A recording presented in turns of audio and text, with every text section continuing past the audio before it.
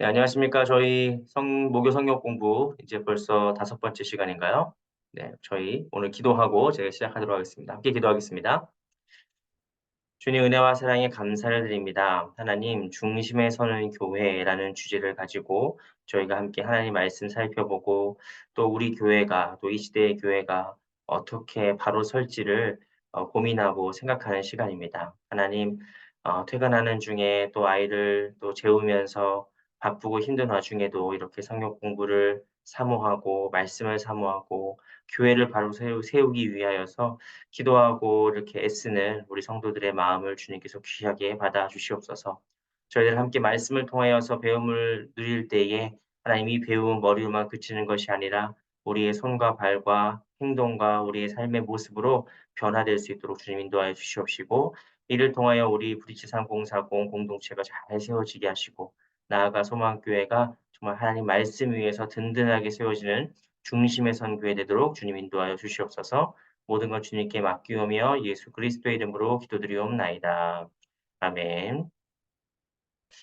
네, 오늘 저희가 지금까지 했던 거를 일단 짧게 요약을 해 드릴게요. 왜냐면 오늘 주제를 바로 들어가면은 '이게 뭔가.'라고 생각하시는 분들이 계실 수 있기 때문에 제가 지금까지 했던 것들을 쪼끔 간략하게 요약을 해 드리겠습니다. 저희가 지금 센터 처치라는 책을 중심으로 어 중심에 서는 교회라는 주제로 인제 말씀을 같이 나누고 있습니다. 중심에 서는 교회, 교회의 중심이 무엇이냐? 가장 첫 번째 중심이 복음이다는 거예요. 어 근데 복음이 중심인 건 당연히 아는데 단순히 복음을 교리적으로 강조하고 복음을 그냥 앵무새처럼 반복하는 게 복음 중심적인 교회는 아닙니다. 우리가 복음을 어떻게 하면은 영원히 불변하는 이 복음을 어떻게 하면은 변화하는 상황 속에서 시대 속에서 그리고 우리의 삶의 자리에서 적절하게 인제 더 잘 이해되고 경험되게 할 수 있을지를 고민하는 것이 인제 교회의 사명이라고 말씀을 드렸습니다. 그래서 이제 교회가 복음이 중심적이어야 되는데 이 복음이 어떻게 돼야 되냐 결국에는 부흥돼야 되는 거죠. 복음이 부흥으로 이어져야 되는 겁니다. 이 부흥을 이루기 위하여서 물론 성령님께서 하시는 거지만 우리가 교회로서 해야 될 역할은 부흥이 잘 이루어지도록 우리의 교회를 상황에 맞게 만들어가는 것들이 필요하다. 이게 지난주에 우리가 얘기했던 이 화면을 꺼 주시는 게 도움이 됩니다. 예 네 화면이 켜져 있으면은 네네 화면이 켜져 있으면 이게 유튜브에 남아요. 그래서 화면을 끄기를 누르시는 것을 제가 추천을 드리는데 음 어떻게 잘 안 들릴까요 지금? 저 어떻게 해야 되지? 네 화면을 그렇게 꺼 주시면은 어떻게 해야 될까? 아유 감사합니다. 이거를 어떻게 잘라야 되지? 이따가 유튜브에 올라가면 잘라야 되는데 한번 방법을 강구해 보겠습니다. 어쨌든 아 복음을 상황화한다. 복음을 상황화한다. 이게 우리가 지난주에 강조했던 내용이에요. 복음을 상황화한다. 그래서 이 복음을 상황화하는 데 있어서 오늘 그래서 들어갈 주제가 뭐냐면은 상황에 맞게 우리가 사는 세상에 맞게 복음을 어떻게 가져갈 것이냐. 우리가 어디 살죠 지금? 뭐 주소를 얘기하라는 게 아니라 우리가 사는 세상이 대부분 도시입니다. 그래서 도시에 맞게 이 복음을 어떻게 적용할 수 있을지에 대해서 같이 이야기를 나눕니다. 그래서 오늘은 구약 성경을 좀 중심으로 도시에 대해서 우리가 살펴보고요. 다음 주는 휴강입니다. 다음 주는 휴강이에요. 근데 어쨌든 일단 다음에는 신약 성경을 중심으로 좀 보게 될 것 같습니다. 그래서 이번 주제는 뭐냐면은 "복음으로 도시를 품으라."라는 주제로 우리가 함께 말씀을 통하여서 우리가 살고 있는 도시가 어떤 곳이냐, 우리가 살고 있는 세상이 어떤 곳이냐 요것을 쪼금 더 함께 말씀을 나눠 보려고 합니다. 자 첫 번째 여러분 도시는 어떤 곳입니까? 우리가 다 서울에 살고 있죠. 서울에 살면서 어 모르겠어요. 여러분들 어떠실지 모르겠는데 자 도시가 무엇이냐는 거에 대해서는 뭐 여러 가지 이론이 있죠. 우리 교회 집사님이신 유현준 집사님이 "도시는 무엇으로 사는가?" 뭐 이런 책도 내고 아주 흥미로운 주제들이 많이 있습니다. 그런데 일단 성경에서 도시는 크게 두 가지 단어로 쓰입니다. 히브리어로는 이르라고 합니다. 이르. 이르는 벽으로 둘러싸인 거주지를 말합니다. 벽으로 둘러싸인 거주지. 그러니까 성읍을 뜻하는 거죠. 그래서 여러분 성경책에 보시면 성경책에 성읍이라는 말이 들어가면 다 이르예요. 어?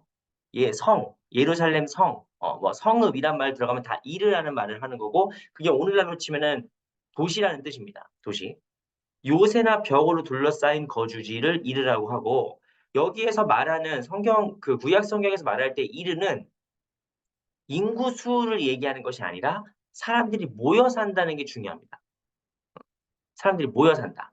우리는 보통 이제 뭐 마을, 우리로 쳐도 뭐 동, 뭐 구, 시 이렇게 이제 그 구분들이 있지만, 일단 성경에서는 성이라고 했을 때 사람들이 밀집해서 모여 사는 형태를 성이라고 얘기해요. 그리고 이제 이거를 그리스어에서는 헬라어로는 폴리스라고 합니다. 폴리스, 여러분 많이 들어보셨죠? 폴리스는 도시국가를 뜻하는 말입니다. 도시국가. 도시국가인데, 지금의 의미처럼 어떤 행정적인 구조랄지, 뭐, 구역을 나눠가지고 경계가 있는 어떤 물리적인 공간만 뜻하는 것이 아니라, 이 폴리스는 어떤 곳이냐? 정치, 경제, 문화의 중심지를 폴리스라고 합니다. 그래서 이제 그리스 시대 때 폴리스는 아테네가 하나의 폴리스 도시국가죠. 아테네에서 직접 민주주의가 이루어졌습니다. 민주주의가 이루어지고. 그래서 우리가 어제도 총선 결과가 있었지만, 투표를 하고 선거가 있었지만, 어떤 뭐랄까, 우리 주민들의 대표를 뽑는, 시민들의 대표를 뽑는, 대한민국 국회의원들은 한 10만 명, 13만 명 정도 되죠. 국회의원 한 사람이 10만 명 정도의 사람들을 대표하는 거예요. 그래서 그들을 대표하는 사람을 우리가 선출하는 곳이고, 그 다음에 뭐 우리가 있는 강남구랄지 아니면 각자 사는 그 지역에서 지역의 경제, 또 지역의 문화, 이런 것들이 하나의 폴리스를 이루는 것이죠. 그래서 도시라는 곳은 단순히 뭐 서울, 부산, 대전 뭐 이렇게 어떤 구체적인 구역에만 뜻하는 것이 아니라 그곳에서 이루어지는 정치, 경제, 문화적인 어떤 활동들의 총체를 도시라고 한다. 이게 이제 되게 중요한 개념이고요. 성경에서 도시는 크게 두 가지 의미가 나타납니다. 첫 번째로는 죄와 타락과 폭력의 장소죠. 이게 어떤 의미에서는 많은 그리스도인들에게 좀 더 익숙해요.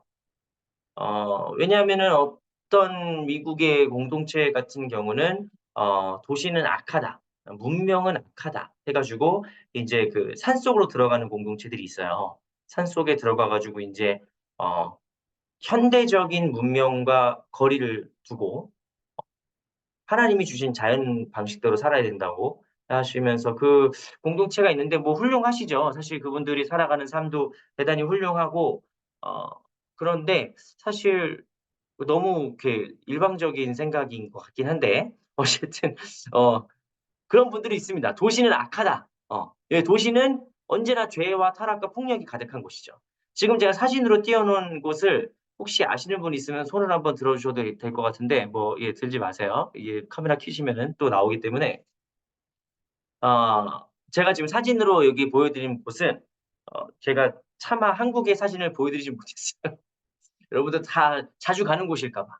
여러분들도 뭐 어제 갔다 온 곳일까 봐. 제가 뭐 여러분들이 잘 알만한 타락의 장소를 좀 사진을 올리진 않았지만 이 사진을 딱 보시고 아 여기라고 하시는 분들은 제가 볼 때는 우리 황 집사님이랄지 몇몇 분들은 아실 수 있습니다. 왜냐하면 여기 이 가운데 코카콜라 전광판이 크게 켜져 있는 이곳이 남반구 최대의 활락가라고 불리는 오스트레일리아에 있는 시드니에 있는 킹스 크로스라는 거리예요.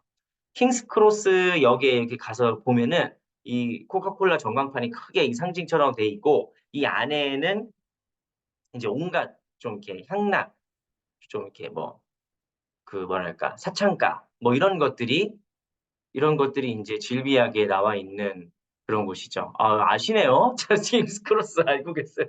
이런 거 알고 계시면 안 돼요. 예? 이런 거 알고 계시면 은혜가 안 됩니다. 이게 아무튼 그 제가 2007년도부터 2008년도까지 워킹홀리데이로 호주를 갔다 왔어요. 제가 지난번에 설교 시간에 말씀드렸죠. 돈가스 소스 이렇게 막 얼굴에 쏟은 사건. 제가 그 호주에 1년 정도 워킹홀리데이로 다녀왔었는데 시드니에 제가 잠깐 있었던 적이 있어요. 시드니에서는 물론 제가 오래 있지는 않았습니다. 이렇게 직업을 구하려고 알바를 구하려고 레주메를 막 100장 써가지고 막 복사해서 뿌리고 다녔는데 결국에 시드니에서 일을 못 구했어요. 근데 어쨌든 여기가 뭐 그렇게 유명하다고 하니 제가 한번 가봤죠. 저 혼자 갔습니다. 이게 키 작은 동양인 혼자 이제 킹스 크로스를 가가지고 한번 쭉 봤는데 여기는 이곳에 가서 이제 막 즐겁게 노시는 분들이 계시다면은 부럽습니다. 저는 제가 갔을 때 순간적으로 여기 갔다가 내일 내가 사라질 수도 있겠구나라는 생각을 하게 됐어요. 노숙자들이 많고요. 일단 거리에 노숙자들이 쫙 깔려 있어요. 그리고 경찰들이 돌아다닙니다. 나중에 얘기를 들었는데 경찰들이 이 노숙자들한테 소량의 마약을 준대요. 내가 깜짝 놀랐어요. 그 얘기를 듣고. 소량의 마약을 이렇게 주거나, 왜냐하면은 이 노숙자들이랄지 이런 불황자들이 그 마약을 얻기 위해서 범죄를 저지를 수도 있기 때문에 재우는 거죠. 이렇게 재우는 거예요. 그래서 어쨌든 뭐 엄청나게 이런 우리가 보통 도시 하면은 여러분 이게 빌딩 숲속을 막 생각하시는 분도 계시지만 어, 우리 압구정, 제가 이제 소망교회 와가지고, 제가 지금은 사택이 교회 바로 옆에 있으니까, 저희 압구정에 살지만, 저의 동선은 사실상 이 소망교회와 이 사택 어간을 벗어난 적이 없습니다. 대체로 이제 식사 약속이 있어도 근처에 있는 식당으로 가지, 어떤 뭐랄까, 이렇게 노는 곳을 가는 수가 없어요. 또 거기서 여러분 만나면 어떡합니까? 제가 여러분 괜히 저기 어디 으슥한 데 갔다가 목스님 이렇게 막 얘기할 수도 있기 때문에 저희 강남 압구정동에 살지만 사실 이렇게 잘 몰랐어요. 그런 거 없는 줄 알았어요. 그런데 제가 우리 교회에서 한 1년 정도 사역했을 때는 사택이 완공되기 전이었거든요. 그래서 제가 이제 약수동에 있는 처가댁에서 이렇게 왔다 갔다 했습니다. 차를 타고. 그런데 왔다 갔다 하는데 아, 어느 날 새벽 기도 나올 때 시간이 좀 남는 거예요. 그래가지고 원래 동호대교 남단으로 빠져가지고 이렇게 슉슉 들어오면 바로 교회로 들어올 수 있는데 시간이 남기도 하고 해서 제가 일부러 길도 좀 배울 겸 쭉 그 고가를 타고 쭉 내려와서 을지병원 사거리에서 유턴을 해가지고 이렇게 들어오는 적이 있었거든요. 그 어디라고 말씀드리긴 좀 그렇지만 슉 들어서 딱 들어갔는데 거기 나이트가 있나 봐요. 클럽이 있나 봐요. 그때는 잊을 수가 없어요. 그때 토요일 날 새벽 기도를 나가는 길이었거든요. 그러니까 금요일 날 밤새 애들이 논 거죠. 금요일 날 밤새 애들이 놀고 그 예쁘고 잘난 애들이 멋있는 애들이 길바닥에 누워 있는 길바닥에 막 누워가지고 애들이 막 해롱해롱 대고 내가 차가 지나가야 되는데 길을 막고 이렇게 막 날 노려봐요. 근데 이게 눈가 그냥 이게 나가리다. 애들이 막 약에 취했는지 술에 취했는지 가지고 그러고 있더라고요. 내가 이런 데가 있었구나. 우리 교회 근처에. 그런 생각을 하게 됐죠. 그리고 제가 작년인가 언제 한번 이제 성황교회 사택을 오고 나서 제 친구들 몇 명이 금요일 날 저녁에 이제 놀러 왔어요. 그래가지고 집에 놀러 와서 이제 같이 이제 집들이 겸 집에 애들이 있어서 집에서 집들이는 못했고요. 이제 교회 구경도 하고 그래서 이제 식사하고 차 마시자고 이제 로데오 거리 쪽으로 이렇게 싹 가봤습니다. 밤에. 그래서 제가 처음 가보는 거였어요. 소망교회 2년 동안 사역하면서 처음 나가본 금요일 날 밤에 로데오 거리였거든요. 그런데 야 이거 완전 다른 세상이더라고요. 낮에 밥 먹으러 왔다 갔다 한 적은 있는데 금요일 날 밤에 그 거리를 지나가는데 애들이 헐벗어 있어. 애들이 헐벗고 있어요. 그러는 것도 봤고. 좌우지간, 음, 우리가 도시라고 했을 때, 도시의 어떤 밤거리, 뭔가, 뭔가 어두움과 향락과 쾌락이 막 가득한 거리가 멀리 있지 않습니다. 여러분, 서울 사는 우리는 조금만 넘어가면은 바로 그런 거리들이 있어요. 바로. 그래서 이제 그런 것들을 보면 세상이 악하다. 세상이 악하고 역시 도시는 사람들이 모이면은 죄만 짓는다. 이런 생각이 되게 가득하게 될 수가 있죠. 우리가 좀 이따 살펴보겠지만 성경에서 도시 자체가 죄로부터 시작됩니다. 음? 도시가 우리가 좀 이따 자세히 살펴보겠습니다.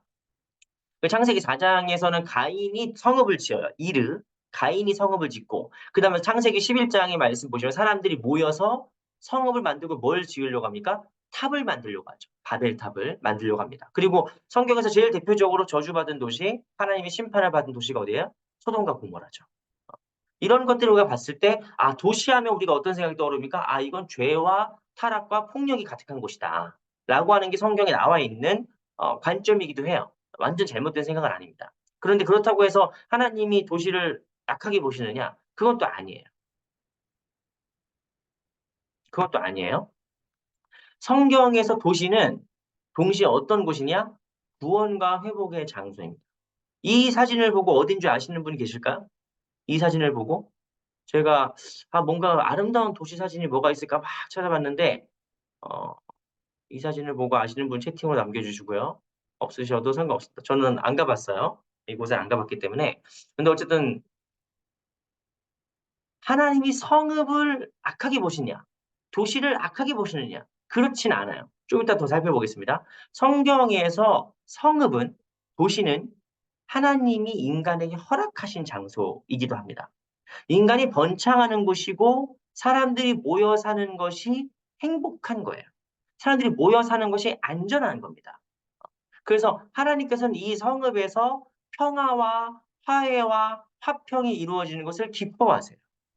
그리고 느헤미야의 말씀 보시면은 왜 성벽, 느헤미야의 내용이 뭡니까? 성벽을 짓는 거거든요. 우리가 수련회 때 이제 다음 주 수련회 때 조금 더 자세히 보겠지만 느헤미야에서 중요하게 여기는 건 무엇이냐? 두바이 땡 틀렸어요. 두바이는 아니고 뉴욕이랍니다. 뉴욕. 어, 성벽이 필요한 거예요. 성벽이 왜 필요하느냐? 성벽이 없으면 막을 수가 없어요. 침입이랄지 어떤 공격이랄지 위협으로부터 막을 수가 없기 때문에 느헤미야에서 성벽이 되게 중요한 것이죠.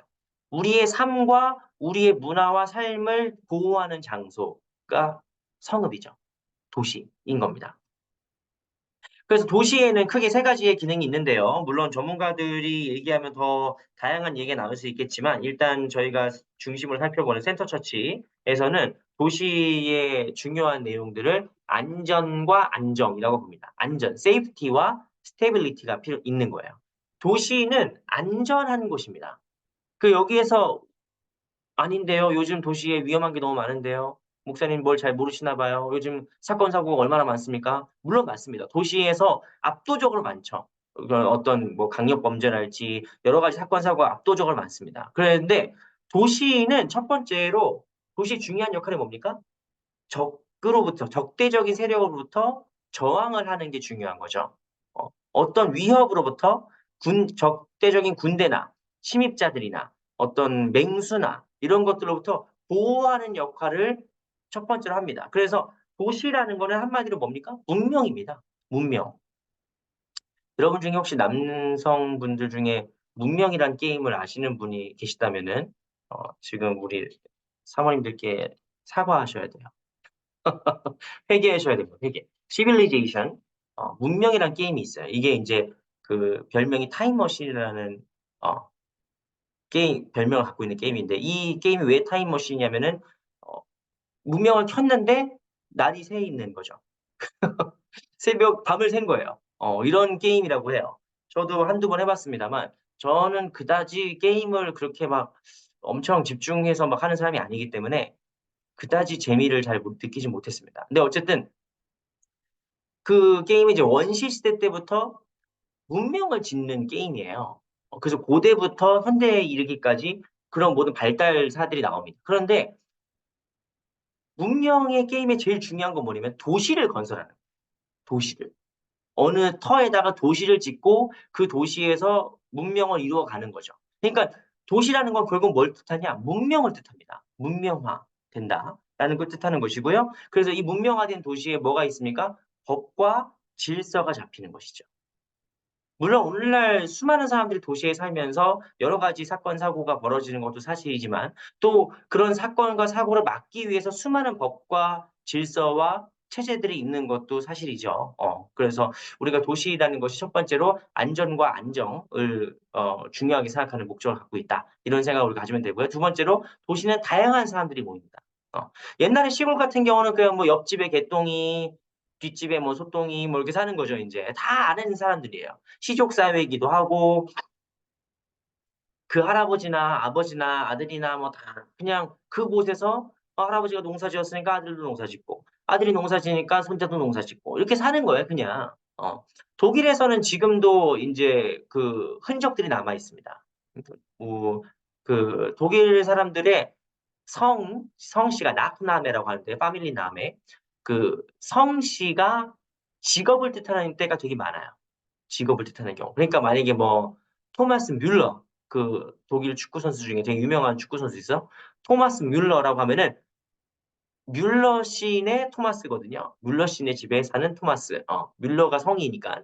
근데 그 뮬러라는 뜻이 물레방아라는 뜻입니다. 물레방아. 그러니까 인제 독일 사람들은 그 토마스 뮬러라는 이름을 들으면은 '아 조상 중에 누가 물레방앗간을 했구나.'라는 걸 우리가 이해할 수 있는 거죠. 그리고 무슨 만약에 뭐랄까 왜 이렇게 토마스만 생각납니까? 뭐 만약에 뭐 토마스 슈만 이러면은 그 슈만 하면은 인제 신발을 만드는 사람이라는 뜻이거든요. 이런 식으로 어쨌든 그 뒤에 있는 이름이 그 사람의 직업이랄지 뭐 이런 걸 뜻해요. 그러니까 옛날에 시족 사회나 촌락, 마을의 경우는 이 사람들이 그냥 고만고만한 사람들이 모여 있기 때문에 좋게 보면은 다 서로 아는 거고 나쁘게 보면은 그냥 문화가 하나인 거죠. 문화가 하나인 거죠. 가끔 인제 도시에 있다가 귀농하시는 분들이 계십니다. 귀농하시는 분들 중에 뭐 최근에는 그런 분이 많이 없겠지만 귀농하신 분들 중에 이제 이 각박한 도시 생활이 너무 힘들고 지치고 '도시 생활 너무 내가 뭐 에일리언이 된 것 같아. I'm an Englishman in New York.' 뭐 이런 거 있잖아. I'm legal alien. 내가 합법적인 외계인이 된 것 같아. 이 복잡하고 익명성인 이 세상에서 나는 좀 탈출하고 싶어. 그래 가지고 인제 농촌으로 가시는 분들이 계시죠. 귀농하시는 분들이 깜짝 놀라는 게 그겁니다. 귀농하면은 인제 거기에 법이 있어요. 그 농촌과 그 마을의 법이 있습니다. 그래서 다양성이 인정되지 않죠. 음? 도시는 다양성이 인정되는 곳입니다. 누구는 아침에 일찍 일어나도 되고 누구는 뭐 야행성인 사람도 있는 거잖아요.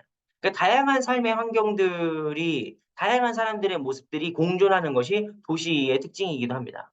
그래서 이렇게 다양한 사람들이 안전한 곳에 모여 있다 보니까 어떤 일이 벌어지느냐? 생산성이 증대되는 거예요, 생산성이. 여러분 우리가 왜 이 비싼 강남 땅에 이렇게 기업들이 많을까요? 어? 저기 좀만 차 타고 내려가면은 뭐 강원도 같은 데 좋잖아요. 땅도 넓고 시원하고 땅값도 싸고. 그래서 서울에서 사무실 하나 임대할 돈이면은 강원도 비하하는 거 아닙니다. 어디 지방으로 가 가지고 훨씬 더 쾌적하게 살 수 있을 것 같은데 왜 이렇게 비싼 돈 내고 사람들이 강남에 와 가지고 막 뭔가를 하려고 할까요? 왜냐하면 이곳에 사람들이 많이 몰려 있기 때문에 또 다양한 사람들이 많이 모여 있기 때문에 사업의 기회가 많은 거예요. 재화와 재원의 확장이 훨씬 더 많이 늘어나는 겁니다. 그래서 이렇게 경쟁이 막 이루어지고 재원이 막 확대되다 보니까 어떤 일이 벌어지냐면 사람들이 더 창의적인 일들을 하게 돼요. 더 창조적인 일들을 하게 되고 생산적인 일들을 하게 됩니다. 그래서 어 그렇죠. 그 연결되죠 결국에는. 그래서 도시에서 사람들은 전문가나 투자자나 뭐 노동자나 여러 사람들이 막 모여 가지고 창조적인 결과로 이루어지게 된다. 이겁니다. 네. 여기까지만 하고 일단 넘어가겠습니다. 일단 우리는 중요한 건 도시에 대한 얘기보다는 사실 성경 속에 나오는 도시의 모습이 더 중요하니까 요걸 함께 얘기해 보겠습니다. 여러분 성경책 혹시 갖고 계시면은 창세기 4장 말씀 함께 찾아보겠습니다. 창세기 4 장에는 도시에 대한 되게 독특한 관점들이 많이 다 드러나게 돼요. 일단 창세기 4장 17절 말씀 보시면은 제가 봉독해 드립니다. 그러니까 16절 17절 말씀 제가 공독해 드릴게요. 가인이 여호와 앞을 떠나서 에덴 동쪽 놋 땅에 거주하더니 아내와 동침함에 그가 임신하여 에녹을 낳은지라. 가인이 성을 쌓고 그의 아들의 이름으로 성을 이름하여 에녹이라 하니라. 자, 가인이 성을 쌓았다. 이게 성경에 나오는 첫 번째 이르라는 동사, 이르라는 그 명사의 출발이에요. 그러니까 이르가 뭡니까? 오늘로 치면 도시죠. 도시의 건설이 어떻게 시작됩니까? 가인이 시작을 해요. 가인이 시작하는데 그 가인이 어떻게 시작하는 겁니까? 가인이 성을 쌓는데 가인이 왜 성을 쌓느냐? 가장 14절 말씀 다른 사람들이 나를 죽이려고 할 것이다. 그래서 안전을 위해서 성을 쌓습니다. 이게 도시의 시작이에요. 여러분 우리가 자세히 보진 않겠지만 이런 구조 자체가 고대 세계에서 대단히 독특한 구조입니다. 왜냐하면은 고대 문명이랄지 고대 종교에서는 그 도시를 누가 점지해 주느냐? 신이 점지해 줘요. 신이. 그러니까 뭐 우리나라도 보시면은 당군 왕검이 이 여기에 터를 잡은 거죠. 당군 왕검이 터를 잡고 그러니까 이곳이 어떤 곳이에요? 신성한 곳이죠. 신성한 곳. 하늘이 점지해 준 거예요. 원래는 일반 타 종교에서 도시는 그 문명의 시작은 뭐 누가 시작했냐? 어느 나라 왕이 뭐 이렇게 쫓겨나서 밀려나 가지고 여기서 시작한 게 아니라 신이 점지해 준 땅에서 시작된 거기 때문에 그 땅이 성스럽고 그다음에 그 땅의 왕이 이제 신적인 대리자의 역할을 갖고 있는 것이죠. 그게 이제 보통 일반적인 종교에서 도시를 설명하는 방식입니다. 근데 성경에서 도시를 설명하는 방식이 뭡니까? 무서워서 세운 거예요. 안전을 위해서 세운 거예요. 도시는 처음부터 뭐다? 피난처다. 도시는 처음부터 뭐다? 인간이 위협으로부터 자기를 보호하기 위한 수단일 뿐입니다. 하나님이 너 여기다 이제 도시 지어라라고 하신 적이 없어요. 뭐 나중에 예루살렘 좀 빼고 일단 기본적으로 그래서 일단 도시는 시작부터 인간의 필요에 의해서 만들어졌다라고 보는 것이 성경적 관점입니다. 그리고 4장 21절에서 22절까지 말씀 보시면은 제가 봉독해 드립니다. 그의 아우의 이름은 유발이니 그는 수금과 퉁소를 잡는 모든 자의 조상이 되었으며 신라는 두발가인을 낳았으니 그는 구리와 새로 여러 가지 기구를 만드는 자요 두발가인의 누이는 나아마였더라. 뭐 이 사람의 이름을 우리가 굳이 뭐 지금 외울 필요는 없습니다. 뭐 이렇게 알 필요는 없는데 중요한 건 뭐예요? 도시가 세워지니까 가인이 도시를 만드니까 그 도시에서 어떤 사람들이 나타납니까? 유발이라는 사람도 나오고 유발이라는 사람은 뭐예요? 수금과 퉁소 뭐죠? 음악이죠. 예술을 시작하는 사람들이 나타나게 되는 거예요. 그리고 신라는 두발가인은 어떤 사람입니까? 구리와 새로 여러 가지 기구를 만드는 사람이다. 기술이 발전하는 거죠. 그러니까 그 전에 에덴 동산 살 때 기술이 있었을까요? 이 사람들이 에덴 동산 살 때? 글쎄요. 글쎄요죠. 필요가 없잖아. 기술이 필요가 없죠. 예술이 뭐가 필요합니까? 뭐 산에 가서 뭐 아무거나 먹으면 되고 동물들이랑 같이 뛰어놀면 되고 거기에 배고픔이 있습니까? 굶주림이 있습니까? 뭐 어떤 필요가 있습니까? 위협이 있습니까? 아무것도 없어요.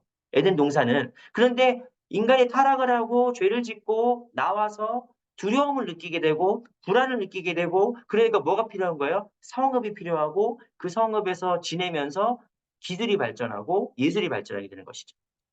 여기까지 보면 도시가 되게 긍정적인 역할을 갖는데 어떤 또 일이 벌어지느냐? 23절, 24절 말씀 보시면 이런 구절이 나옵니다. 라멕이 아내들에게 이르되 아다와 실라여 내 목소리를 들으라. 라멕의 아내들이여 내 말을 들으라. 나의 상처로 말미암아 내가 사람을 죽였고 나의 상함으로 말미암아 소년을 죽였도다. 어떤 일이 벌어지죠? 도시에서 죄가 나타나죠. 도시에는. 도시에는 어떤 일이 벌어집니까? 사람을 죽여요. 사람을 죽인 일이 벌어지게 되는 겁니다.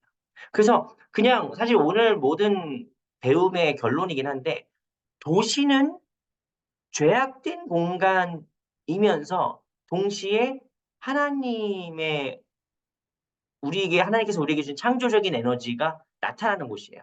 그래서 보스라고 하는 신학학자가 있다고 합니다. 보스.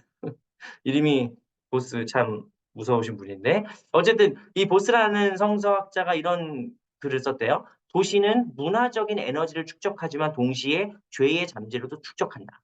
이게 성경에서 구약 성경에서 도시를 보는 두 가지 관점이에요. 하나는 하나님께서 우리에게 주신 창조력이 창조성이 나타나는 곳이고 동시에 죄의 가능성과 죄의 잠재력이 동시에 나타나는 곳이다. 이게 도시라는 거죠. 그리고 구약 성경에서 아까 우리가 지금 뭐 사람 죽이고 뭐 이런 얘기 나왔지만 한 구절만 보겠습니다. 민수기 35장 11절에서 12절 말씀 보시면은 하나님께서 이렇게 말씀하십니다. 너희를 위하여 성읍을 도피성으로 정하여 너희를 위하여 성읍, 이르를 만들어라. 너희를 위해서 이르를 만들어라. 이거 되게 중요한 거죠. 왜죠? 하나님을 위해서 성을 만드는 게 아니라 너희를 위해서 도시를 만들어라. 근데 그 도시는 뭡니까? 도피성이다. 부지 중에 살인한 자가 그리로 피하게 하라. 이는 너희가 복수할 자에게서 도피하는 성을 삼아 살인자가 회중 앞에서 판결을 받기까지 죽지 않게 하기 위함이니라. 하나님께서는 도시를 만들으라고 이스라엘 백성들에게 출애굽한 백성들에게 말씀하시는데 그 출애굽한 백성 도시를 만드는 이유가 무엇입니까? 도피예요. 보호입니다. 보호. 응? 도시의 목적은 뭐예요? 보호예요. 이게 첫 번째 의미고요. 아까 우리가 안전과 안정에 대해서 얘기했죠. 도시의 기능. 두 번째로 열왕기상 14장 21절 말씀 보시면은 예루살렘 성, 이제 이스라엘 백성들이 광야를 이렇게 떠돌 때는 사실 성읍에 대한 이렇게 지침을 받았을 뿐이에요. 근데 이제 이스라엘 땅, 약속의 땅에 이제 정착을 하고 나서는 도시의 중요성이 증대됩니다. 도시가 단순히 그냥 대충 살다가 뭐 이사 가고 그런 곳이 아니라 이 도시가 대단히 중요한 곳들이 되기 시작해요. 그래서 열왕기상 14장 21절 말씀 보시면은 예루살렘은 어떤 곳이 됩니까? 하나님의 이름이 거하는 장소가 됩니다. 근데 이거는 우리가 아까 말씀드린 것처럼 신이 이곳을 점지해 주셨고 그렇기 때문에 이 도시가 신성하다 그런 뜻이 아니에요. 그런 뜻이 아닙니다. 하나님은 어떤 어 지역 자체를 뭐랄까 신성시하는 거를 어 말씀하신 게 아닙니다. 그냥 예루살렘에서 사람들이 많이 모여 살고 그곳에서 이제 예배가 이루어지기 때문에 하나님께서 나의 이름을 그곳에 두겠다라고 약속하시는 겁니다. 한마디로 너희들이 모여서 행복하게 살 때 내가 너희와 함께 하겠다라고 약속해 주시는 거예요.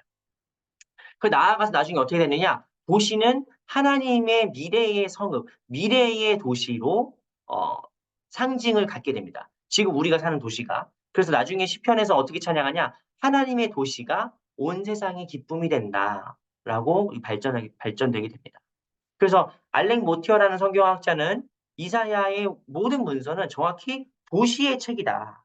이사야에 나오는 말씀들은 다 뭐예요? 도시에서 이루어지는 얘기들이라는 거예요. 근데 이건 단순히 이사야뿐만 아니라 여러분 예언서의 말씀 보시면은 대체로 다 도시에서 이루어지는 일들이에요. 도시에서 이루어진 죄악에 대해서 비판하시는 것이고 이스라엘 회복이 언제 회복되느냐? 그냥 너희들 영혼만 구원하고 뿅 하고 끝나는 것이 아니라 이 성읍이 다시 평안하게 되는 거예요. 이 성읍이 다시 재건되게 되고 이 성읍이 회복되게 된다. 이게 여호와의 구원입니다. 그러니까 구원이라는 하나님의 구원의 관점은 단순히 죽어서 천국 간다 보다 더 확장되는 개념이죠. 이 세상이 회복되는 거예요. 하나님의 도시로. 서울이 하나님의 도시로.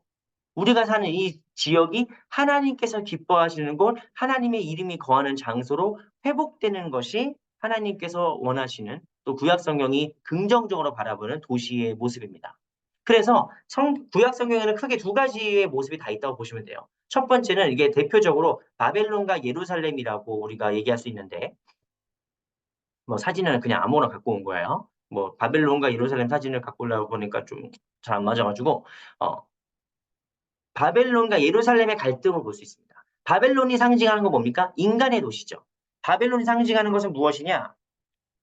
어, 바벨론이 상징하는 것은 인간의 자기 성취, 자기 영광. 어, 그래서 인간의 착취와 불의로 이루어진 그림이다. 는 겁니다. 여러분, 그쵸. 사실상, 그, 네, 그렇습니다. 착취와 불의로 이루어진 그림이고 하나님께서 추구하시는 도시는 뭐냐면 하나님께서 기뻐하시는 도시는 무엇이냐면은 하나님의 영광과 이웃에 대한 희생적인 봉사에 근거한 도시다. 결국 뭐냐? 정의와 평화가 공존하는 것이 하나님께서 기뻐하시는 도시죠. 우리가 도시에서 현대 사회가 되면서 도시에서 여러 가지 문제가 벌어지다 보니까 도시 하면은 그냥 되게 부정적으로 여기는 사람들이 되게 많아졌어요. 도시는 좋은 것이 아니죠. 이렇게 특히 뭐 프랑스의 장작 루소 같은 경우는 이제 뭐 자연주의라고 해가지고 인간의 자연으로 돌아가자. 인간의 문명은 악하다. 뭐 이렇게 막 보는 시선들이 되게 많아졌습니다. 그런데 성경은 단순히 인간의 문명이랄지 도시랄지 이런 것들을 모두 악하게 보지 않아요. 그걸 악하게 보지 않고 이 도시가 하나님의 뜻에 맞게 더 개선되어 가고 개혁되어 가기를 하나님께서 원하시는 것이죠. 그게 성경이 말하는 겁니다. 우리가 두 가지만 먼저 보고 마치려고 하는데 성경에서 도시를 향하신 하나님의 뜻이 무엇이냐 했을 때 우리가 크게 두 가지를 보려고 합니다. 첫 번째는 요나서죠. 여러분 요나서는 잘 아시죠? 요나서가 어떤 것입니까? 요나서는 하나님께서 요나에게 니느웨로 가서 복음을 증거해라. 복음이 아니죠. 사실은 하나님이 너희를 심판하실 거다라고 하는 심판의 메시지를 전하라라고 하나님께서 요나에게 말씀하시죠. 근데 요나가 그 말씀에 불순종합니다. 니느웨는 망해도 싼 애들이기 때문에 경고할 가치가 없다. 그냥 망해라. 라고 해서 니느웨로 가지 않고 다시스로 가는 배를 타다가 이제 뭐 여러 가지 물고기 뱃속에 들어가고 뭐 여러 가지 일들이 있습니다. 근데 결국에는 하나님께서 구원하고자 하시는 건 뭐죠? 니느웨라는 성읍이죠. 니느웨라는 도시입니다. 하나님께서 니느웨 요나서에서 강조하는 건 뭐냐면은 요나서 4장 10절에서 11절까지 말씀 보시면 이렇게 써 있어요. 여호와께서 이르시되 내가 수고도 아니하였고 재배도 아니하였고 하룻밤에 났다가 하룻밤에 말라보니 이 박농구를 아꼈거늘 하물며 이 큰 성읍 니느웨에는 좌우를 분별하지 못하는 자가 12만 명이요 가축도 많이 있나니 내가 어찌 아끼지 아니하겠느냐 하시니라. 이러고 요나서 끝나요. 이러고 그러면은 하나님께서 지금 아끼시는 게 뭐다? 요나도 아끼시죠, 물론. 하나님 요나도 아끼십니다. 근데 하나님께서 아끼시는 거, 하나님이 안타까워하고 쟤네들 왜 죄에 빠져가나? 쟤네들 왜 계속 죽을 길로 가나? 라고 하나님이 안타깝게 여기시는 게 누굽니까? 성읍이에요. 니느웨라는 성읍입니다. 니느웨라는 문명을 안타까워하게 여기시는 게 아니라 그곳에 사는 자가 몇 명이에요? 12만 명이에요. 당시 고대 세계에서 12만 명이 모여 사는 거는 메트로폴리스죠. 엄청나게 거대한 그 도시죠. 하나님께서는 뭘 아끼십니까? 이 도시를 아끼시고 도시에 살아가는 사람들을 아끼십니다. 그럼 우리가 인간을 어떤 존재라고 부르죠? 하나님의 형상으로 지으심 받은 존재다라고 믿습니다. 그러면 도시는 어떤 곳이에요? 하나님의 형상들이 단위 면적당 가장 많은 곳이죠. 오늘날 전 세계 인구가 점점점 어디로 모여요? 도시로 모입니다. 도시는 어떤 곳이냐? 하나님의 안타까움이 서려 있는 곳이에요. 그리고 하나님의 뜻은 단순히 세상은 악한 곳이고, 저기 뭐, 로데오 놀자판, 저기 청담동 저기 뭐 술 먹은 놀자판, 저기는 그냥 버려. 저기 하나님 모르는 것들이야. 이렇게 버려서, 어? 이렇게 뭔가 거룩한 곳과 속된 곳을 구분해가지고, 저기는 그냥 심판받아 마땅한 곳이다. 라고 하나님이 두시는 게 아니라, 저기를 안타깝게 여기신다. 저기를 안타깝게 여기신다. 이게 도시를 향하신 하나님의 뜻입니다. 두 번째, 예레미야 29장 말씀은 여러분들이 들어보신 분들이 많이 계시겠지만 예레미야 29장 말씀 보시면은 이제 이스라엘 백성들이 바벨론의 포로로 끌려갔어요. 예레미야는 안 끌려갔어요. 예레미야 안 끌려갔는데 예레미야가 이제 포로들에게 하나님의 말씀을 편지를 써서 보냅니다. 편지를 써서 보냈는데 이제 이스라엘 백성들이 기대하겠죠. 하나님의 선지자인 예레미야가 어떤 말씀을 주실까? 어떤 우리에게 뭐 민족들아 봉기해라. 뭐 유대인들이여 뭐 일어나라. 하나님이 너희와 함께 하신다. 그러면 이제 들고 싸울 준비를 하는 거죠. 이제 우리가 포로로 끌려왔으니까 뭐 투쟁을 할까? 어떻게 할까? 막 이러고 있는 차에 예레미야한테 편지가 와요. 근데 그 편지 내용이 뭐냐면은 거기서 잘 먹고 잘 살라는 거기서 싸우려고 하지 말고 거기서 과수원 짓고 열매 잘 재배하고 그 성읍의 평안을 위해서 기도해라라고 얘기합니다. 예레미야 29장 7절 말씀 계신 곳에서 한번 다 봉독해 주세요. 너희는 내가 사로잡혀 가게 한 그 성읍의 평안을 구하고 그를 위하여 여호와께 기도하라. 이는 그 성읍이 평안함으로 너희도 평안할 것입니다. 그를 위하여 기도하라 할 때 그는 누굽니까? 성읍이죠. 그 성읍은 뭐예요? 바벨론입니다. 바벨론. 우리 예루살렘을 망하게 한, 우리나라를 망하게 한 그 성읍을 위해서 기도하라는 거예요. 뭘 기도하냐? 이 나라 망하게 해주십시오, 하나님. 이게 아니라 이 나라가 잘 살게 해달라고 기도하는 거예요. 이거 오해하시면 안 됩니다. 단순히 이제 뭐 예레미야가 단순히 뭐 매국노다, 민족이 배반자다 이런 뜻이 아니에요. 그 성읍이 잘 돼야 너희도 평안하다는 거예요. 너희들이 거기서 잘 먹고 잘 살아서 하나님의 구원의 계획이 곧 오기 때문에 우리가 다음 주에 이제 살펴볼 수련회의 주제예요. 70년 뒤에는 하나님께서 너희를 풀어주실 거란 말이에요. 그러니까 곧 하나님의 새로운 역사가 나타나기 때문에 너희들이 지금 죽어버리면 안 돼. 너희들이 여기에서 그 성읍에서 그냥 끝나버리면 안 돼. 여기서 잘 먹고 잘 살아서 뭐 해야 되냐? 예루살렘을 다시 세워야 돼요. 다시 돌아가서. 너희들의 성읍을 다시 세워야 되기 때문에 지금 너희들이 포로로 잡혀온 것 같은 그 성읍에서 그 성읍에 평안을 구하고 그 성읍에서 잘 돼야 된다. 이게 하나님의 뜻이라는 겁니다. 그게 예레미야 29장에 나오는 거예요. 바벨론에 끌려갔다고 해서 단순히 거기에서 근근히 그냥 뭐 억지로 죽지 못해 살아가는 삶이 아니라 너희들이 잘 살아서 공동선을 위해서 유익을 구해야 된다. 그 성읍이 잘 되게 하기 위해서 너희가 최선을 다해서 일을 해야 된다. 이것이 하나님의 뜻이다는 겁니다. 그럼 결국에 하나님의 뜻은 어디에 있습니까? 이스라엘 백성들에게도 있고 그 백성들이 사는 성읍에도 있는 겁니다. 하나님의 뜻은 이 도시 전체에 나타나는 것이죠. 이게 전부예요. 자, 오늘 우리가 갑자기 도시 얘기를 막 하니까 아까 앞서 말씀드린 것처럼 이게 뭐 하는 건가? 뭐 갑자기 목사님이 도시에 대한 원론적인 얘기를 막 하시나 싶을 수 있겠지만, 우리가 지금 중심에 서는 교회라는 주제를 가지고 성경 공부를 하고 있습니다. 중심에 서는 교회라 했을 때 교회의 중심은 뭐죠? 다른 뭣도 아니고 복음이죠. 예수 그리스도의 십자가의 복음인데 이 십자가의 복음이 어디 저기 천상 높은 곳에 꽂혀 있는 게 아니란 말이에요. 복음이 어디에 뿌리 박혀 있느냐? 우리가 살고 있는 이 땅에 뿌리 박혀 있어요. 근데 우리가 살고 있는 이 땅은 어디입니까? 서울특별시죠. 물론 여러분의 주소지에 따라서 좀 다를 수 있겠지만 어쨌든 우리가 살고 있는 이 서울이라는 도시 한복판에 우리 교회에 우리 교회를 통해서 하나님께서 이루고자 하시는 복음의 정신이 있단 말이에요. 그러면은 과거에는 이 도시가 단순히 그냥 악한 곳이고 죄악된 곳이라고 다, 다 끊어.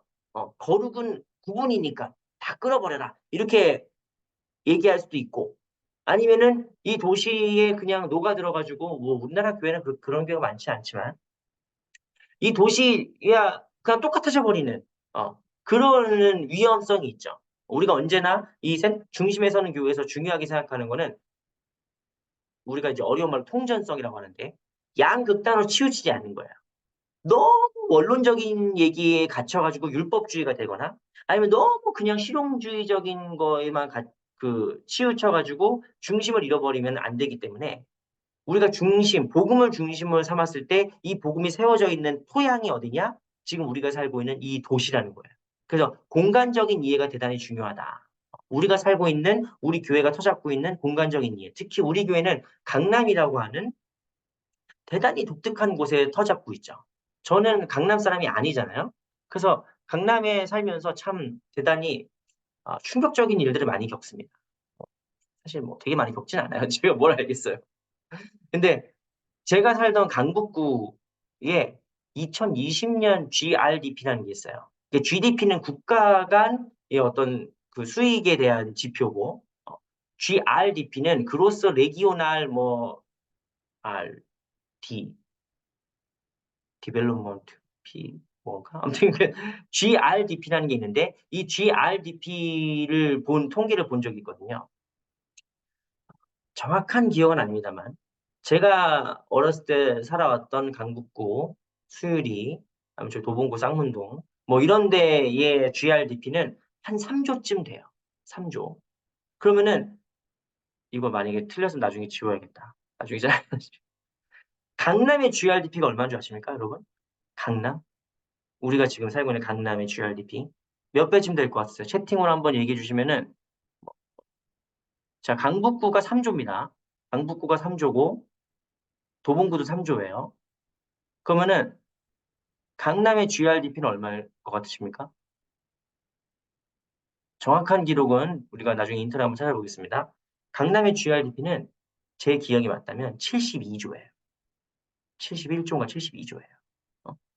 20배가 넘는 어마 20배, 20배가 넘는 어마어마한 소득 격차를 갖고 있어요.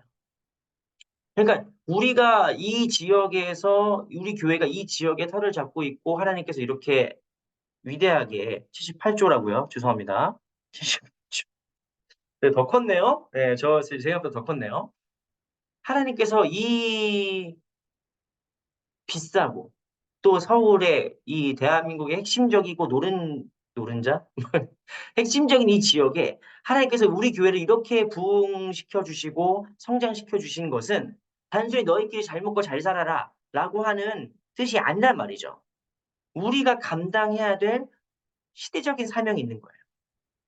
근데 우리가 이 지역에 있다라는 것을 간과한다면 이 지역에 아직 예수 믿지 않는 사람들에게 복음을 증거하는 방법이 잘 안 맞을 수 있죠. 우리가 이 지역에 사는 사람들 또 이 지역에 사는 사람뿐만 아니라 나중에 그건 좀 더 가는 얘기고 일단 우리가 이 지역에 사는 사람들에게 복음을 증거하고 이들이 더 하나님을 잘 이해하고 잘 경험하게 하기 위해서 우리 교회가 취할 수 있는 자세와 태도가 무엇인지를 고민하는 것은 중심에 서는 교회에게 대단히 중요한 문제입니다. 근본적인 문제가 될 수밖에 없어요. 교회가 이 문제의식을 항상 갖고 있어야 돼요. 교회가 단순히 소망교회 이미 크니까 아이 더 안 와도 돼요. 이렇게 생각하는 순간 하나님한테 어떤 벌을 받으려고 그런 생각하겠습니까? 우리 담임 목사님께서 일생일벗이라는 전도 프로그램을 우리가 지금 캠페인을 하고 있는데 그것은 어, 단순히 교회를 더 키우자는 것이 아니라 이 지역에 아직도 주님을 믿지 않고 이 지역에 아직도 하나님을 모르는 사람들에게 어떻게 하면 복음을 더 잘 증거할 수 있을지를 고민하자는 거예요. 그래서 우리 교회도 다양한 어떤 행사들과 프로그램들과 어떤 노력을 통해서 이 사람들에게 이 지역에 있는 사람들에게 복음을 증거하려고 어쨌든 올해 대단히 많은 기획들과 시도들을 해왔고 지금도 하고 있습니다. 그래서 여러분들도 우리가 3040 세대들 공동체로서 어떻게 하면은 뭐 강남 일대 아니면은 그 밖의 지역도 마찬가지입니다. 어, 우리 세대에게 더 적합한 복음을 증거하는 방식과 방법과 어떤 태도와 자세를 어떻게 가질지를 고민하는 것은 대단히 중요한 문제고 그것을 위해서는 단순히 이것이 악하다 아니면은 뭐 이것만 옳다 이런 어떤 편향된 극단적인 관점이 아니라 중심에 서는 관점으로서 우리가 이 지역 사회에 대해서 고민하고 이 지역의 필요에 대해서 이렇게 뭔가 새로운 시도들을 해보는 것은 우리 교회가 더 건강하게 부흥하고 성장하는 데 대단히 중요한 밑거름이 될 것이다. 라는 생각을 우리가 같이 나누면서 우리가 기도하고 마치고요. 마친 다음에 우리가 자유롭게 한번 같이 질문하고 이야기해 보는 시간을 갖도록 하겠습니다. 그러면은 오늘 제가 기도하고 마치겠습니다. 기도하겠습니다. 주님, 사람들이 사는 성읍을 안타까워하시며 아끼시는 그 하나님의 마음을 우리가 오늘 말씀을 통해서 함께 살펴보았습니다. 하나님, 우리가 사는 이 도시는 참으로 많은 죄악이 넘쳐나는 곳이고 너무나 많은 타락과 폭력이 또 가득한 곳입니다. 그러나 주님께서 이 도시를, 이 지역을 안타깝게 여기시고 또한 아끼신다는 것을 우리가 아는 자들로서 이 도시가을 한복판에 세워져 있는 우리 교회가 하나님 우리의 시대적 사명을 잘 감당할 수 있도록 인도하여 주시옵소서. 이 도시를 향하신 하나님의 뜻을 잘 이루어드리고 또 그 뜻대로 살아가고 사역하는 우리 교회가 되도록 인도하여 주시옵소서. 특별히 우리 브릿지 3040 우리 공동체를 하나님 이 교회 가운데 세워주셨는데 하나님 이 일대에 있는 많은 젊은 세대들에게 하나님 정말 살아가는 의미와 목적과 방향을 제시할 수 있는 우리 공동체가 되도록 인도하여 주시옵시고 우리의 삶의 자리에서 그 복음을 상황에 맞게 잘 전달하고 증거하여서 우리 모두 다 주님의 귀한 일꾼들 다 되는 그런 우리 공동체 되도록 주님께서 세워 주시옵소서. 모든 것 주님께 맡기오며 예수 그리스도의 이름으로 기도드리옵나이다. 아멘. 네, 감사합니다.